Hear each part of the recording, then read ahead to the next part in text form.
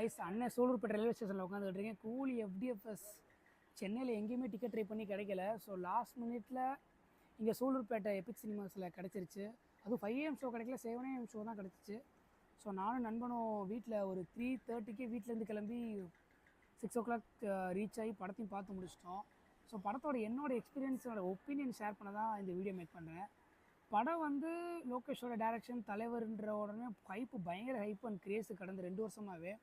இதுலேயும் ஆமீர் கான் கேமியோ, உபேந்திரா, நாகார்ஜுனாலாம் இருக்காங்கன்றவட்டையும் இன்னும் double the hype ஆயிடுச்சு. படத்தை பற்றி சொல்லணுன்னா ஓவரால் தியேட்டர் எக்ஸ்பீரியன்ஸாக உண்மையில் நல்லா இருந்துச்சு. அண்டு தலைவரோட டிஏஜிங் முக்கியமாக சொல்லணும். டிஏஜிங் போர்ஷன்ஸ் வந்து தமிழ் சினிமாவில் இது வரைக்கும் பண்ணதுலேயே பெஸ்ட்டு டிஏஜிங் போர்ஷன்ஸ் வந்து இதுதான். அண்ட் அஸ் யூஷுவல் வந்து அனியோட பிஜிஎம் அண்டு சாங்ஸ் எல்லாம் சூப்பராக இருந்துச்சு. படத்தில் வந்து பயங்கரமாக எலிவேட்டும் பண்ணியிருக்கு.